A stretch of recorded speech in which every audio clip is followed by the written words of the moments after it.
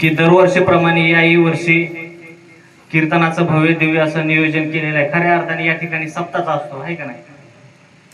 आणि त्या सप्त्यात माझं एक वर्ष कीर्तन होतं. त्या कीर्तनाचंच फळ हे आहे का नाही? सेवा केली ना, सेवेचं फळ भेटत असतं.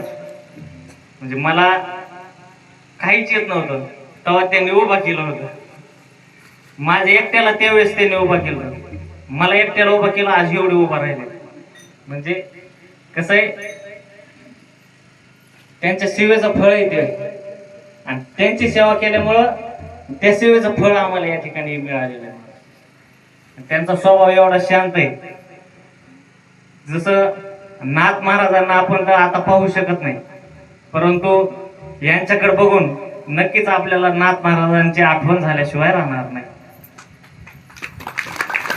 आपले श्री हरिभक्त परायण लहू महाराज तांबडे यांनी खूप सुंदर असं या ठिकाणी कसं आहे, जंगल बिमंगल आहे का नाही,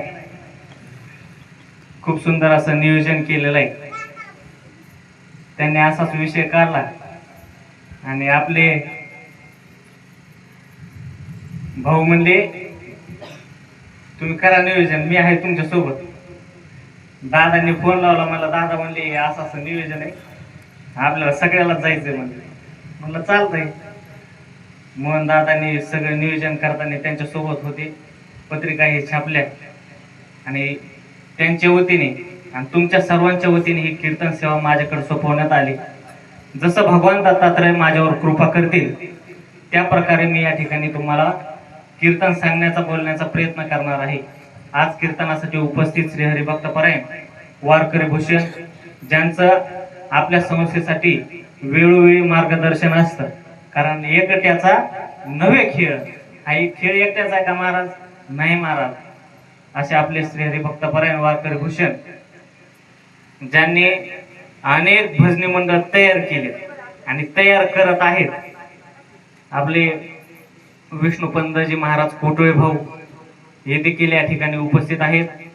तसेच आमच्याच गावचे आम्हाला वेळोवेळी मार्गदर्शन करणारे श्री हरिभक्त परायण गायनाचार्य सुशील महाराज यादव हे देखील या ठिकाणी उपस्थित आहेत. तसेच आमच्याच गावचे श्री हरिभक्त परायण प्रभाकर महाराज फावडे हे देखील उपस्थित आहेत. तसेच भगवान महाराज, दादासाहेब महाराज, तसेच आपले वसुदेव महाराज हे आप्पा पहिलीच वेळ